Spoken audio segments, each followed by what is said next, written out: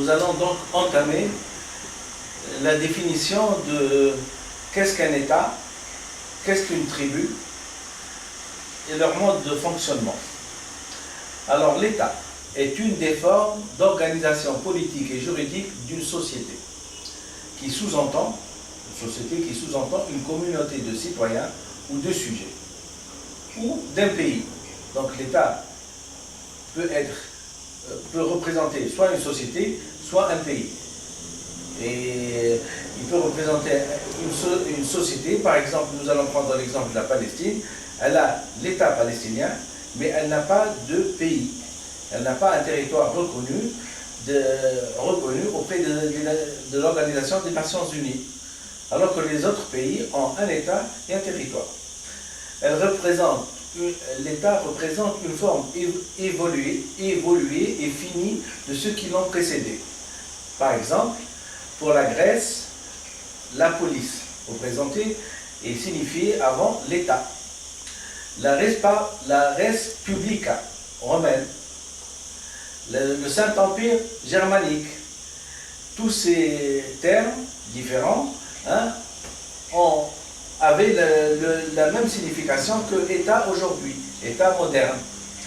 Un État est délimité par des frontières territoriales, à l'intérieur desquelles les lois s'appliquent, et est constitué d'institutions par lesquelles il exerce l'autorité et le pouvoir.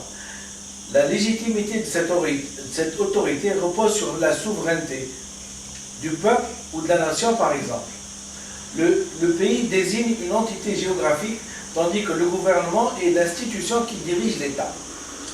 La nation, quand elle ne se confond pas avec l'État, sauf dans le modèle de l'État-nation, toutefois, sur le continent européen, l'influence de la pensée de Hegel fait qu'il arrive assez souvent que l'on parle d'État là où le mot gouvernement serait plus exact.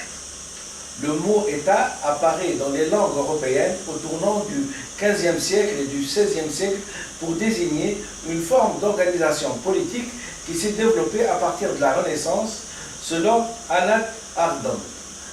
Le mot vient du latin status republica, qui signifie forme de gouvernement. Je suis obligé de faire une distinction car les États dont je parle, c'est-à-dire les États occidentaux, ont une longue histoire derrière eux. Il y a eu des révolutions, des guerres, des assassinats politiques, des grèves, des manifestations qui, au bout du compte, ont engendré la rédaction par des assemblées constituantes de cette forme qu'on vient de définir comme évoluée, c'est-à-dire un État moderne. Dans l'histoire d'un pays, comme l'histoire d'un pays ne s'imite pas, nous ne jouissons pas de la même forme d'État. Il nous faut passer par la définition de tribu pour pouvoir accéder à la compréhension de notre propre État.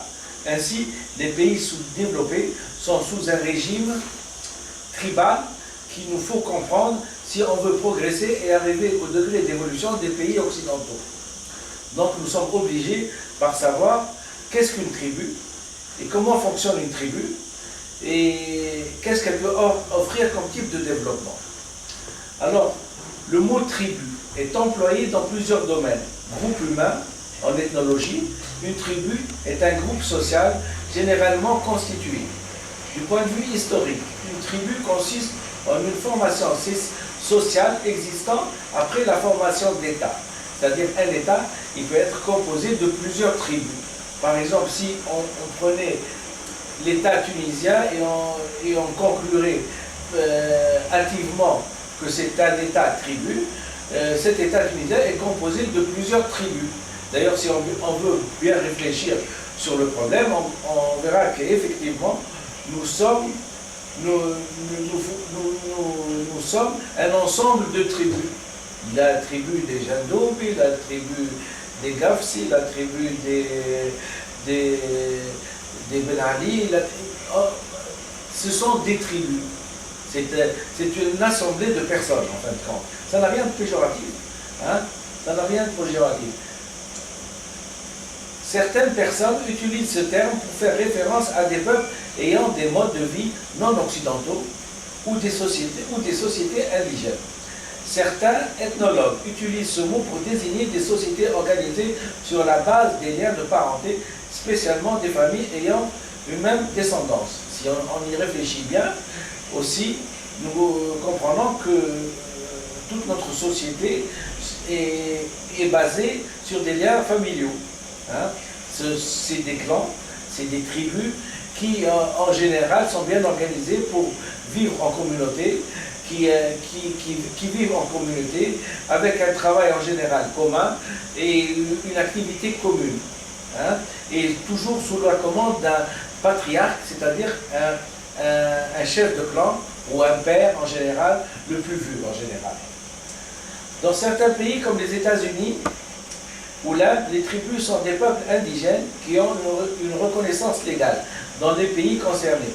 Les gouvernements des tribus peuvent être un chef de tribu ou une sorte de conseil de tribu qui représente la tribu et est généralement composé de personnes âgées et sages. Notion considérablement débattue par les ethnologues, ceux-ci voient des différences entre la tribu avant l'État et celle contemporaine. Certains de ces débats reflètent une controverse autour du colonialisme. C'est vrai que le colonialisme a été défini comme un pays développé qui a envahi un pays tribal. C'est à peu près ça.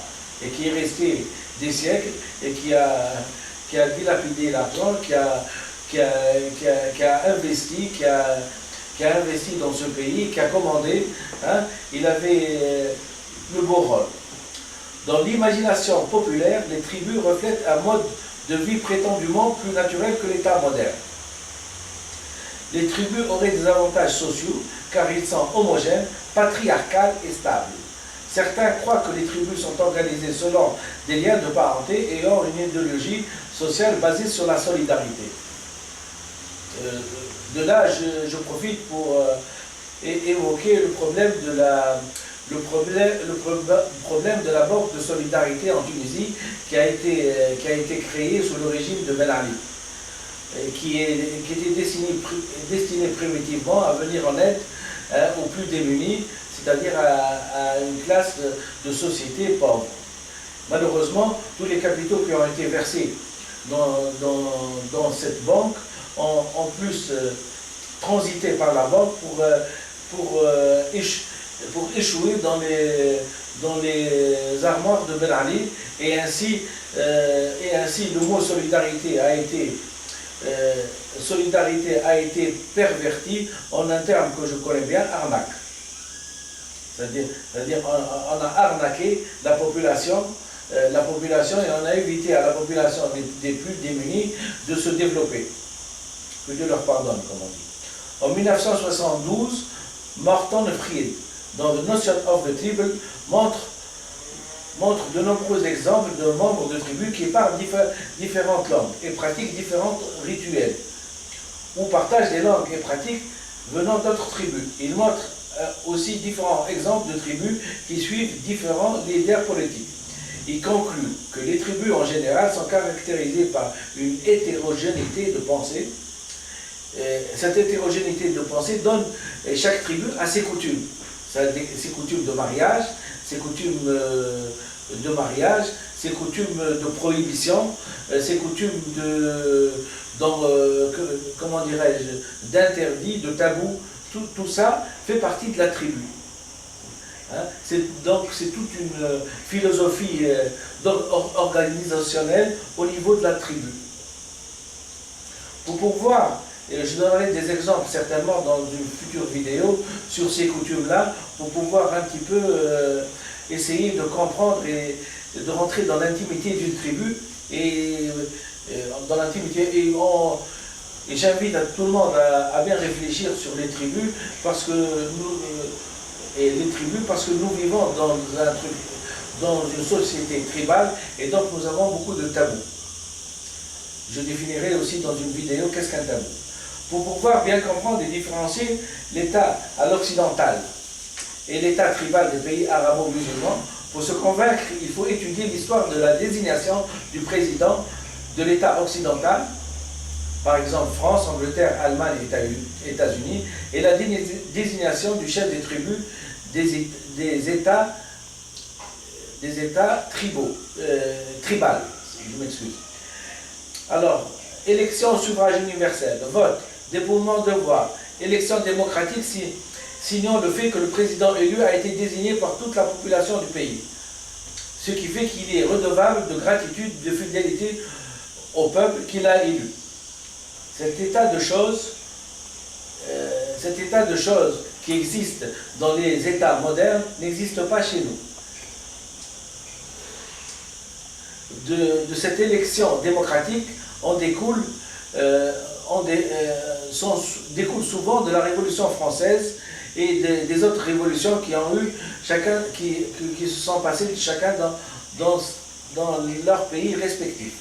Chaque président se trouve investi d'un message presque révolutionnaire, bien qu'il ne soit pas dans une période révolutionnaire pour son pays, qui peut se résumer de la sorte. Un véritable révolutionnaire, même à notre époque, a l'amour du peuple, l'amour de la vérité et l'amour de la justice. Ainsi, tous les présidents des États modernes,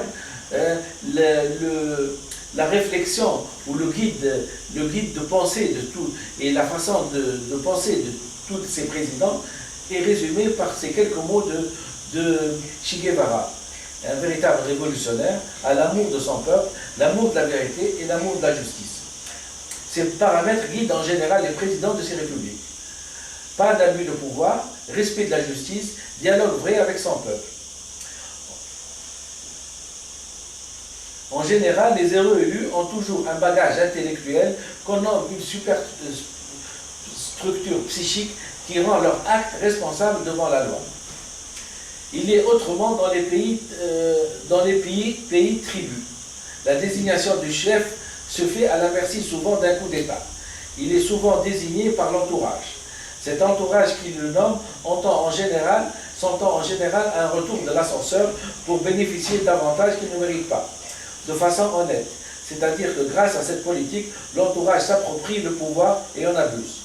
Donc la nomination est viciée. Le monsieur qui va gouverner est investi non pas d'un rôle de président d'une république démocratique, mais le rôle d'un roi. Il a le droit presque de vie et de mort sur ses citoyens, peut les torturer, abus de pouvoir, enrichissement sans cause, mal acquis, falsification de titres, de diplômes, enfin, exactement, il instaure ce que l'on pourrait appeler l'injustice institutionnalisée. Je rappelle que, en parlant de coup d'État, et je n'en veux que pour preuve comment notre cher ancien président qui a été renversé par la révolution du 14 janvier 2011 s'est accaparé la présidence de la République. C'est à la suite d'un putsch militaire qui ne dit pas son nom.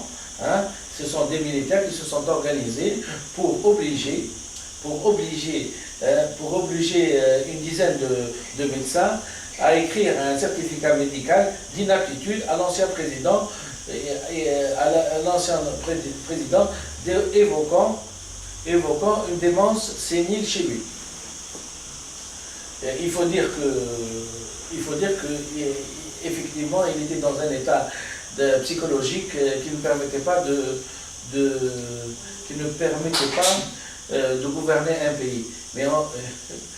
Mais qui ne permettait pas de gouverner un pays. Mais est-ce une façon de s'accaparer un pouvoir aussi?